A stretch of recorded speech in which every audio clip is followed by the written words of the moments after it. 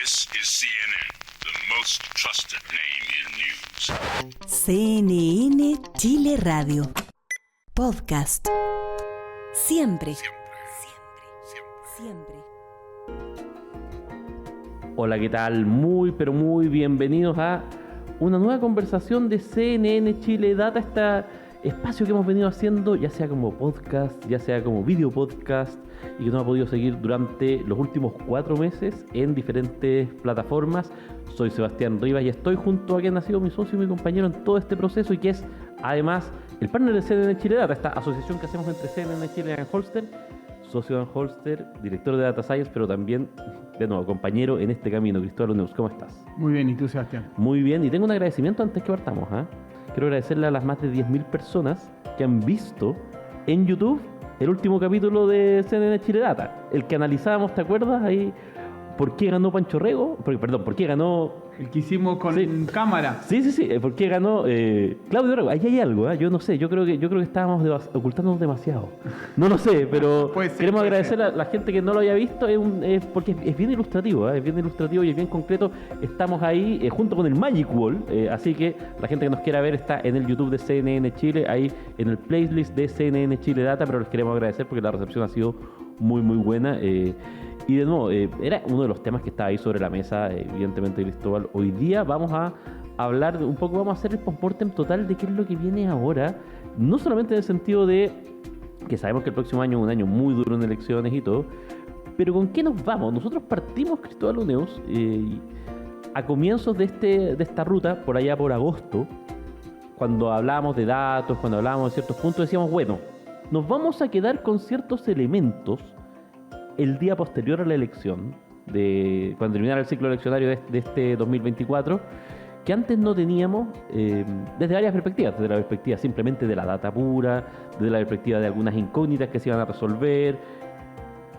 Antes de entrar a los detalles específicos, ¿con qué dirías tú que nos vamos así como hallazgos o confirmaciones después de este ciclo electoral?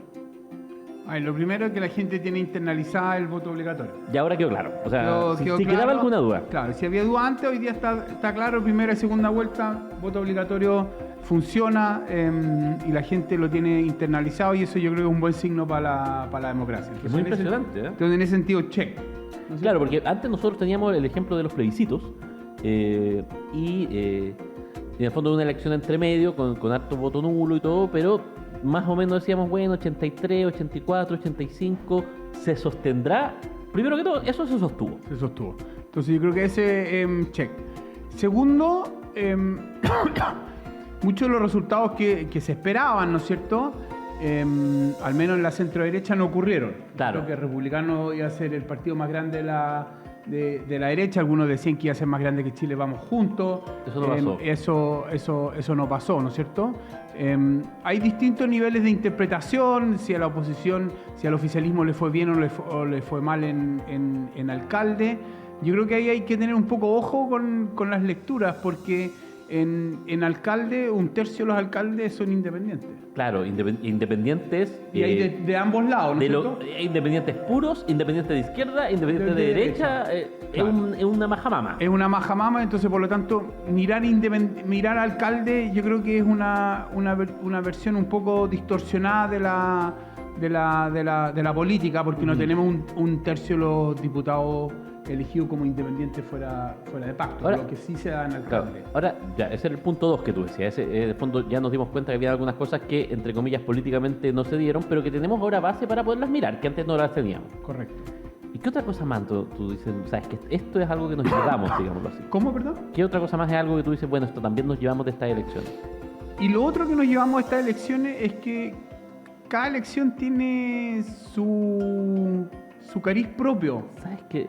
Eso es muy interesante. Su naturaleza distintiva, ¿no es cierto?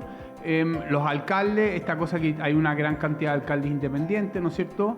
Los concejales, que es el voto más político, también, pero los core, que en teoría se parecen, también tiene diferencias con los concejales, y los gobernadores, más aún. Yo siento que los gobernadores terminan siendo un voto mucho más político que lo que uno presumía antes, al menos. Eso es un punto, Cristóbal, que me interesaba harto conversar contigo, porque, a ver, nosotros somos personas que analizamos datos, nos gustan los datos.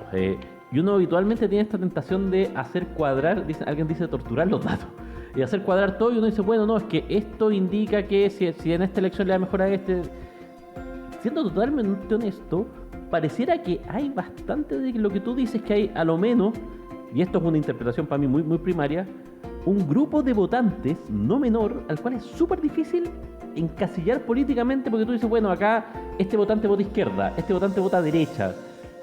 Acá tú tenías un votante que me da la impresión, y de eso quiero tu feedback, si es que uno empieza a analizar los datos, no tiene ese comportamiento político tan fino, digámoslo así, de que tú lo puedas encasillar en un solo sector y te puede aparecer, por ejemplo, votando en una comuna como Providencia, quizás por un concejal republicano, por un alcalde como Jaime Belolio y eventualmente por un gobernador como Claudio Rego.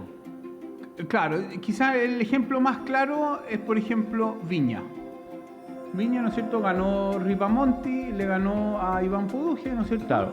Pero en el Consejo Municipal tiene mayoría a la derecha. Claro, a ver, partamos de la base de que Macarena Ripamonti, si uno la pusiera en el aspecto, está bastante a la izquierda. Claro, ella es Frente Amplio, claro, ¿no es cierto? Y Iván Poduje fue el candidato único a la derecha. Se bajaron todos los otros candidatos para que él fuera el candidato único. Y él terminó perdiendo con Macarena Ripamonti, pero en los concejales, claro, la derecha tiene mayoría en el Consejo Municipal. Entonces aquí hubo mucha gente que, votando por Ripamonti, en los consejos, en los concejales votó derecha, o mejor dicho, votó derecha en los concejales, claro, no le gustaba Poduje, claro, y votó por Ripamonti. Y eso pasa en un conjunto grande de alcaldías. De hecho, si uno mira, de los 20 millones de chilenos, ¿ya?, solo hay 4,2 millones que están en municipalidades que el alcalde es de derecha y la mayoría del Consejo Municipal es de derecha, pero hay solo 2 millones de chilenos que viven en municipios donde el alcalde es de izquierda y la mayoría del Consejo Municipal es de izquierda. Es decir, en la suma son solo 6 de 20. O sea, en la mayoría tú tienes consejo cruzado con... O empatados. Entonces hay... Claro, dirime el alcalde, pero empatado. Claro, entonces en el fondo este es un país mucho más heterogéneo en términos de la mayoría de lo que uno presume, que uno cree que esta diferencia entre el Ejecutivo y el Legislativo a nivel Parlamento y Gobierno se produce solo ahí. No, se produce en todo el país. Pasa también, por ejemplo, con los gobernadores, ¿no es cierto? Los cores, la derecha tiene mayoría en 10 cores y no tiene 10 cores... No, perdón, tiene 6. Tiene 6 nomás. Entonces hay un montón de regiones donde la derecha tiene mayoría. Por ejemplo, la región metropolitana, Claudio Rego es el gobernador, pero el Consejo Regional está dominado por la derecha. Entonces, esa diferencia yo creo que es algo que nosotros yo me llevo de esta elección, puede ser parte del resultado del voto obligatorio, donde los chilenos no tienen problema en votar de alguna manera cruzado. Al menos un grupo importante pareciera que no, digamos. Y eso, a ver, y eso es un tema que con la historia política que nosotros tenemos, sobre todo la historia política reciente, Cristóbal, parece que, digámoslo así, a ver, es una... No quisiera decir novedad del voto obligatorio, pero pareciera que aparece con mucho más fuerza, que hay un grupo de gente que efectivamente va a votar primero por persona y segundo, que no necesariamente tiene esta, a ver, digámoslo así como, si uno va para atrás y conociendo también las propias historias personales y políticas, familiares, por diferentes temas, tú a veces tenías familias completas que decían, no, esta familia es de izquierda, tú votas izquierda, y votas izquierda toda la lista. Es decir, desde el presidente, pasando por el gobernador, pasando por el alcalde, hasta el último concejal. Hoy día pareciera que hay un grupo, de nuevo, creciente, que esa predecibilidad ya no está. Y eso es noticia, porque involucra, sobre todo, en lo que vamos a ver probablemente en la próxima elección, que hay un campo mucho más abierto en términos de cómo yo voy a convencerte para que votes por mí, digamos. Claro, en el fondo la cancha está abierta, hay más competencia porque en el fondo tú ya no tienes asegurado que un cierto grupo de gente va a votar por un cierto sector político.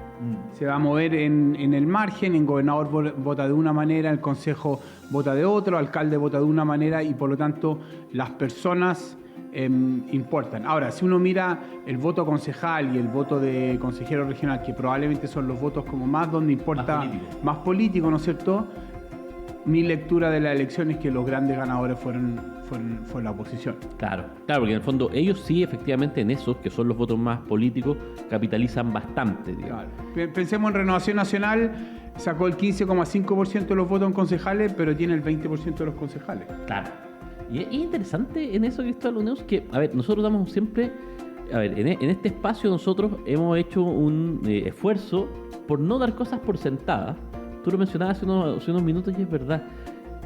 Es la mejor forma que tenemos de medir, porque en Chile el sistema de votación, los sistemas de votación, en ninguna parte tienen el voto a un partido o una coalición como un elemento... O sea, nosotros votamos siempre y en todo nivel por personas. Por personas, sí. Y la mejor interpretación que puede decir es, bueno, quizás como los cores no son tan conocidos, la gente va a votar por, y esto ha sido estudios que ha hecho, decía Chile y Ian Holster, por el primero de la lista, por el segundo de la lista de cierta colectividad, y eso me puede indicar que, pero no tenemos ese voto, que en otras partes es normal, en otras partes tú votas por una lista, el partido es quien ordena, y eso te hace ver que en el fondo qué apoyo hay. Por eso nosotros estamos haciendo toda esta disquisición de, bueno, ¿qué implica ahora, digamos? Porque de nuevo, nuestro sistema es muy personal y las elecciones que nos quedan van a ser personales también. Claro, en el fondo, como tú bien dices, la gente vota por persona. Existe una amplia evidencia que tú en un pacto, la gente vota por la primera persona en la lista en el pacto, y eso es porque en el fondo al final la gente no sabe quién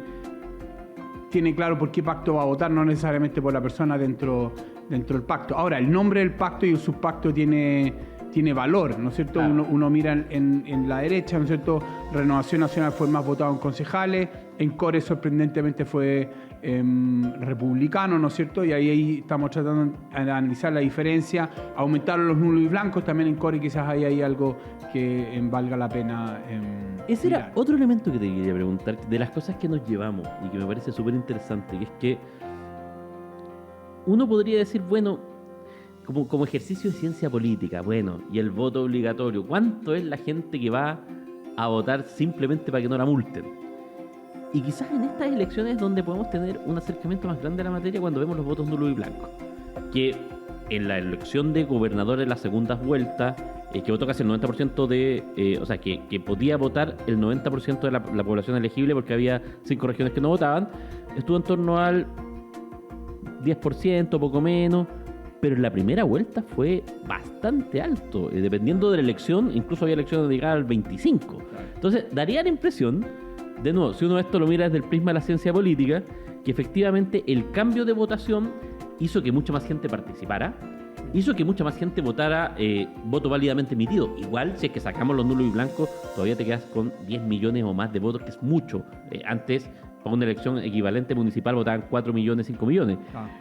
Pero da la impresión que hay un grupo de gente que, de nuevo, va a votar en la medida que es obligatorio, pero que si hacemos el cálculo en lo que pasó entre primera y segunda vuelta, cuando las opciones se les simplifican, lo más probable es que participe. Y eso, si es que yo estoy pensando en el corolario de las elecciones, que es la segunda vuelta presidencial, es bien importante.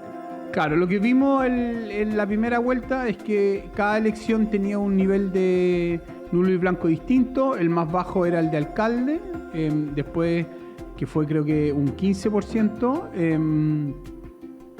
Gobernadores fue 15. Alcalde fue 10, gobernadores 15, concejales 18 y Core creo que fue 25. Y ya cuando llegábamos ya cuando uno llegaba a la papeleta de Core era para plantarse un monumento. Entonces, en el fondo, la gente también sabe la importancia relativa de cada uno de ellos, y nosotros vimos en concejales que en zonas donde había menos candidatos a concejales, la abstención era más baja. ¿No es cierto? Entonces, en el fondo, mientras más candidatos hay, la probabilidad que votes nulo y blanco es más alta, porque o no encuentras a tu candidato, no sabes por cuál votar. Y lo que observamos entre la primera y segunda vuelta es que cayó de manera importante los nulos y blancos en gobernadores, cayó creo que de 15 a 10, ¿no es cierto? No, de 15 a 7, perdón, y por lo tanto el número de votos válidamente emitidos aumentó, ¿no es cierto? Porque es un caso muy extraño. Porque en el fondo bajaron, la cantidad de gente que fue a votar es casi la misma, pero los nulos y blancos disminuyeron tanto que los votos válidamente emitidos subieron y por lo tanto los candidatos en ese sentido se vieron favorecidos porque tuvieron más votos, un caudal de votos más importante. Ahora, lo que pasa en este caso, a mí me da la impresión, Cristóbal Unido, es que en un hipotético caso, o sea, lo que me da la sensación de que nos llama es que en un hipotético caso de que tengamos una elección presidencial peleada en segunda vuelta, muy probablemente, digámoslo así, los candidatos van a pelear por cada voto, efectivamente por cada voto, porque las personas, incluso aquellas personas que tienen más tendencia a votar nulo, cuando ven simplificada la decisión a una elección que es binaria, claro. Por ejemplo, plebiscitos, por ejemplo, gobernador regional, que es una elección binaria cuando llega a la segunda vuelta, uno u otro, o por ejemplo, segunda vuelta presidencial, toman opción, les cuesta mucho menos tomar opción. Claro, les cuesta mucho menos y es más simple para ellos votar por uno o por otro. Y yo creo que es una buena señal pensando en la elección presidencial del próximo año. Ahora nos queda, Cristóbal Unidos, en este ciclo que hemos ido conversando, y que no está seguro. Esa es una de las cosas que, a ver, en la práctica daría la impresión que sí, pero a veces nos olvidamos que la legislación de voto obligatorio es temporal, todavía no está cerrada. Claro.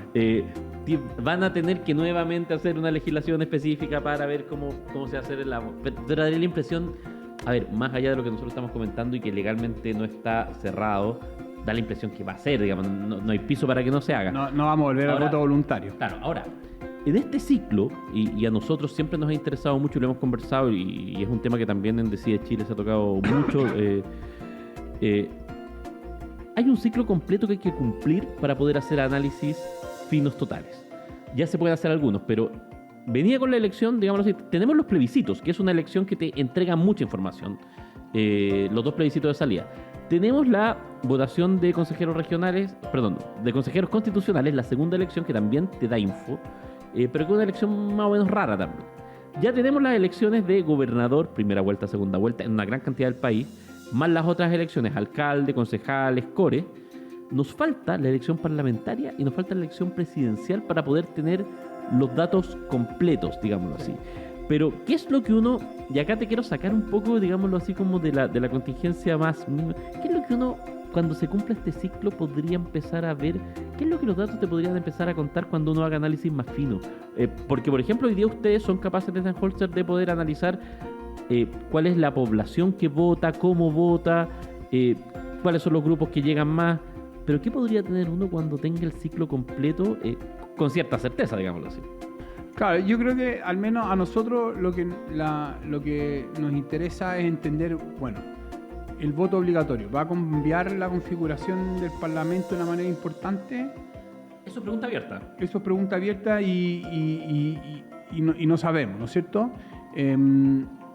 Y también la pregunta de la presidencial. ¿Cómo es la primera vuelta a la presidencial con un voto obligatorio?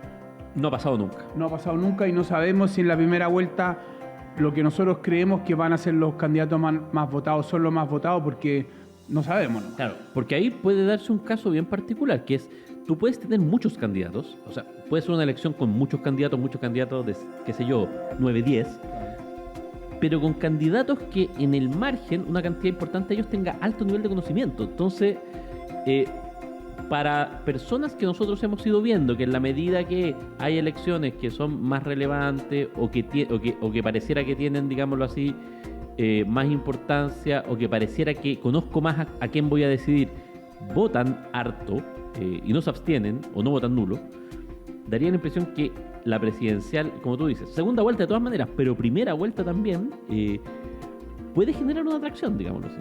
Claro, porque aquí lo que va a ser relevante no es que yo lleve a la gente a votar, es que la gente me conozca.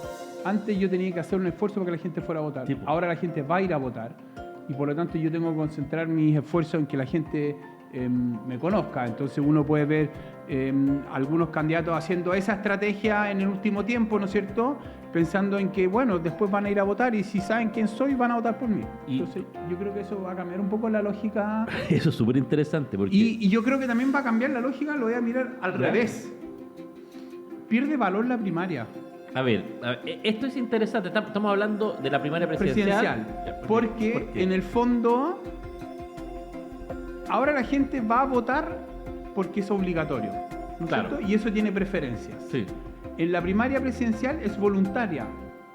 Las primarias son voluntarias, estamos de Entonces, acuerdo. en el fondo, alguien que sabe que es conocido, pero no es muy bueno llevando a su gente a votar, en el margen debería pensar, me conviene llegar a la primera vuelta presidencial, porque ahí de verdad yo me miro la misma vara con todos. Alguien que no tenga maquinaria, por decirlo Claro, así. alguien que no sea de un partido muy grande, alguien que no sea alguien que esté creciendo políticamente, va a decir, bueno, me conviene llegar a la primera vuelta presidencial, porque ahí yo me aseguro que compito en las mismas condiciones con todos los candidatos, porque todo Chile va a ir a Bueno, votar. hay un ejemplo, no es exacto, pero hay un ejemplo de lo que tú dices que pasó en la elección pasada, cuando todavía no teníamos voto voluntario. La derecha hizo una primaria muy grande, salió Sebastián Sichel, ganó. Por el lado iba José Antonio Kast, que no fue a primaria, pero que estaba construyendo, y finalmente en un minuto José Antonio Kast le da un sorpaso y termina duplicando los votos de Sichel. De nuevo, bajo esta lógica de que llegar a la papeleta le podía convenir porque en ese caso estaba generando otros elementos. De nuevo, bajo voto voluntario, eso fue cierto. Tú me dices, quizás bajo voto obligatorio, alguien que tenga ese perfil, digámoslo así, como con cierta visibilidad, pero que probablemente... Porque, a ver, yo no sé qué hubiera pasado si Castro hubiera ido a la primaria de la derecha en ese caso. Podría haber ganado o no, no se sabe. Pero claro, el riesgo de movilizar, sobre todo pensando más figuras como, no sé, el alcalde Carter hasta... Por ejemplo, Carter es alguien que tú dices... Él ha pedido primaria, Yo sé, pero si uno lo analiza, digamos. Pero si uno lo analiza consistentemente, alguien que está subiendo, que podría tener un perfil de votante, que quizá no es tan bueno llevando su gente a votar, ¿no es cierto? La maquinaria quizás del partido, su ex partido le va a jugar en contra.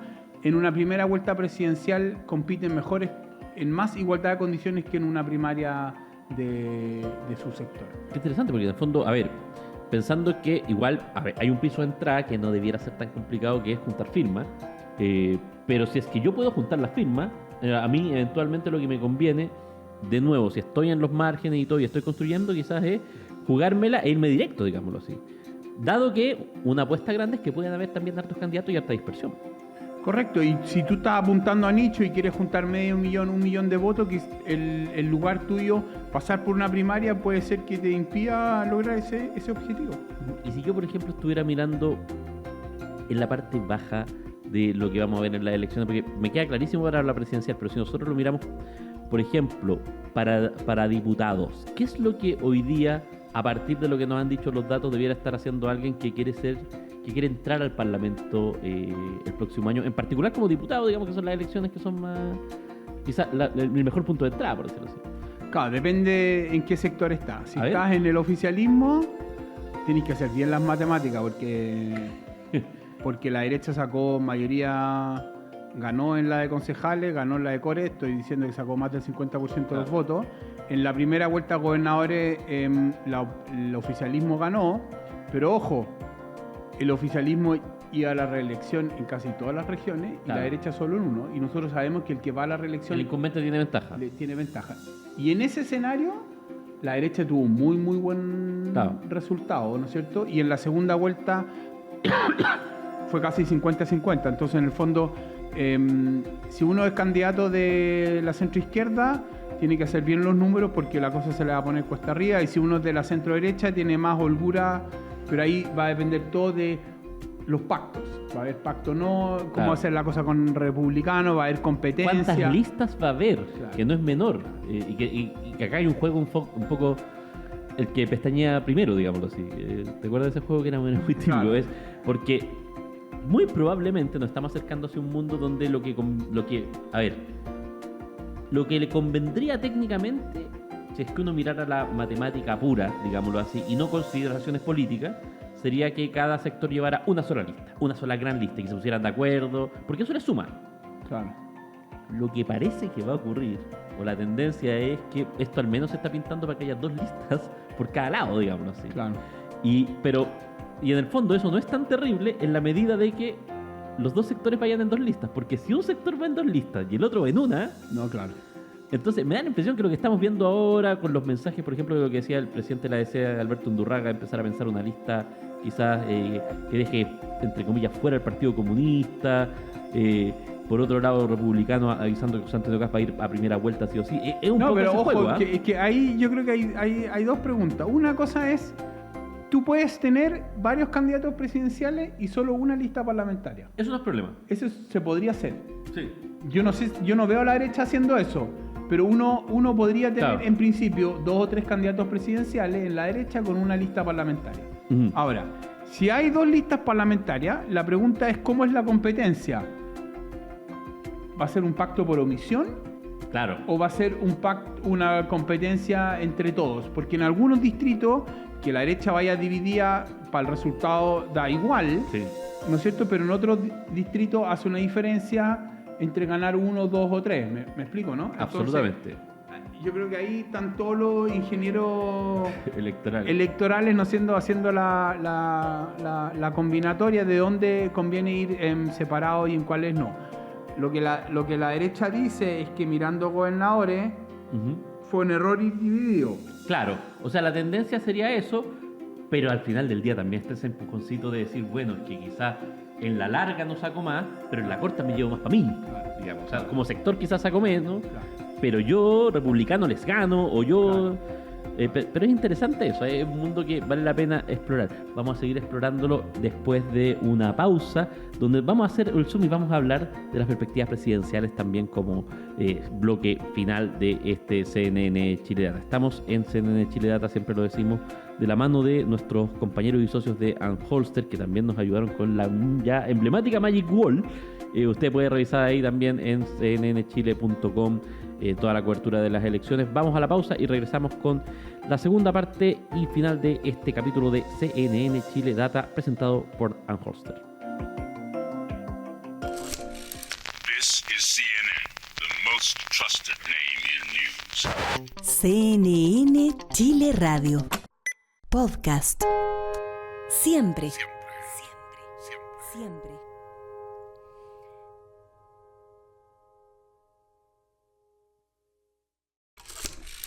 This is CNN, the most trusted name in news.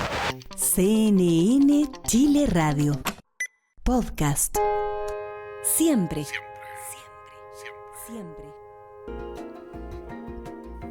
Seguimos en este CNN Chile Data presentado por Anholster. Usted nos escucha en CNN Chile Radio, como ha sido el lugar todos los lunes a las 5 de la tarde. También nos puede ver por nuestras diferentes plataformas. Estamos en YouTube, estamos también en data.cnnchile.com, el proyecto que tenemos en conjunto con Anholster.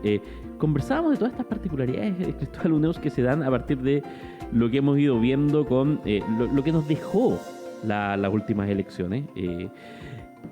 Pero a mí me asalta una duda que quizás tú algo la esbozabas, pero pensémoslo así. Pensemos que nos bajó la locura y decimos, Sebastián Rivas quiere ser candidato a diputado. Pensémoslo así.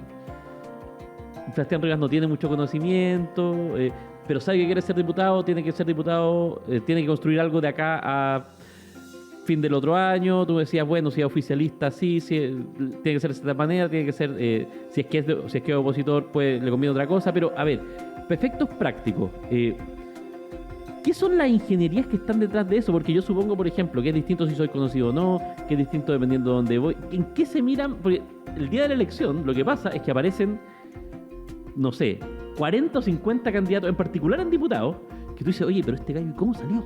Claro. Entonces, ¿cuál es el cálculo que está de repente que la gente no lo entiende tanto? Pero pensemos, por ejemplo, en un distrito como, qué sé yo, Maipú, que es el distrito 8, donde hay 8, donde van a salir 8 diputados. ¿Qué es lo que está mirando el que se quiere meter ahí? Claro.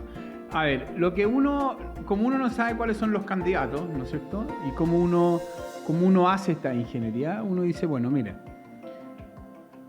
miremos el voto concejal. Ya, perfecto. ¿No es cierto? El voto concejal es un voto mucho más político, la gente vota, Obvio. no tiene idea por quién está votando y lo que se fija es el nombre del partido y el nombre del partido. Claro. Entonces uno lo que hace es que dice ya, estos son los votos, así se distribuyeron, ¿qué pasa si esta votación se aplica para diputados? Perfecto. ¿No es cierto? Y ahí la derecha elige no sé cuánto, la izquierda no sé cuánto, y estos son entre los partidos. Perfecto. Entonces alguien, no sé, pues alguien que es del Partido Socialista dice, chuta, como le fue al Partido Socialista en esta elección, yo tendría, si quiero ser candidato a ser elegido, el Partido Socialista tendría que ir en un pacto con la EC y el Frente Amplio para que yo tenga posibilidades. Ya, perfecto. Entonces dice, no, o sea, que esta posibilidad aquí no va a funcionar, entonces me conviene ser candidato al Partido Socialista en un distrito donde al Partido Socialista le fue bien. Ya, o sea, primero ver cómo le fue al partido. Al partido, que si va en un pacto solo, si es capaz o no de elegir un diputado. Y si es capaz de elegir un diputado solo, entonces dijo, ya, aquí es donde yo debería tratar de ser Pero, candidato. profesor, a ver, si yo me quiero postular, ¿me conviene ir como independiente? Bueno, entonces Como independiente puro, así, pues Claro. tú me decías quizás para un candidato presidencial funciona, pero un diputado. muy difícil. ¿Por qué? Porque tienes que ser muy conocido y tienes que ser una persona que es solo muy votada, y por lo tanto, a menos que seas un rostro de televisión o un ex ministro, la posibilidad de que salgas elegido como independiente es casi cero. Por lo tanto, si no soy Pamela Giles, o digamos, Claro. o no soy alguien muy conocido, Claro. mejor que ni lo piensen irme solo. Claro. Entonces mejor irse en el pacto de un pacto y dentro de un partido, ¿no es cierto? Y esperar que o uno contribuye o uno es arrastrado por otro candidato, por ejemplo, como sucedió cuando George Jackson salió elegido diputado la primera vez, ¿no es cierto? ¿Te acordás? Los diputados del 1%. Claro, Sí. arrastró él a dos diputados esa vez. Ya, entonces, a ver, pero déjame detenerte ahí porque es interesante eso. Vamos a ver probablemente muchos casos donde haya gente yo digo, a mí no me conoce nadie, yo quiero postular. Por lo que tú me dices, muy probablemente a mí lo que me conviene es ir, yo estoy sumando, en un distrito donde haya hartos diputados que se repartan, debajo de una figura muy potente, para irme a la cochihuahua de esa figura, digamos así. Sí. O sea, eso es como lo que... Pero ojo, ¿Ya? los senadores ingresaron una reforma al sistema electoral Ya. político con la barrera del 5%. Si eso se llega a aprobar, eso podría cambiar tu posibilidad Ya. de ser elegido. Entonces, Eso es interesante, Cristóbal, porque lo que tú me dices es sí, pero asterisco, porque hay algo en el Congreso que se está viendo y que va a depender de eso también, que es lo que pase, ¿no? claro, que en el fondo básicamente la ley dice, mira, si tu partido tiene menos del 4%, no elige 8 diputados, entonces no se elige. Perfecto. Que no es lo que ocurre ahora. O sea, si no hay reforma, está lo que estamos conversando. Pero si hay reforma, Y tú sacas el 3%, tus diputados no son diputados Claro. porque no se eligen. entonces a mí probablemente, bajo esa lógica, lo que me convendría es Eso mirar en un partido grande. en un partido que yo cache que sacó más del 5, Claro. que está relativamente cómodo Claro. y que probablemente no va a correr riesgo, y debajo de una figura que le haya ido bien o súper bien, y tratar de apuntar a sacar, qué sé yo, 1.500 votos. Por ejemplo, dicen que Francisco Rego está pensando ser candidato a diputado al Distrito 10. Perfecto. Si yo soy una persona de derecha que quiero ser candidato, me arrimo al hombro de Francisco Rego. Él sacó muchos votos, va a sacar muchos votos en ese distrito, probablemente va a ser primera mayoría. O sea, no sé probablemente es interesante lo que tú me dices, porque esto implica las lógicas electorales. Si uno estuviera en el distrito de Santiago y uno quisiera entrar y uno tuviera cierta afinidad con la centro-derecha, el mejor lugar hoy día para entrar es ser el segundo de Francisco Rego. Exactamente. Y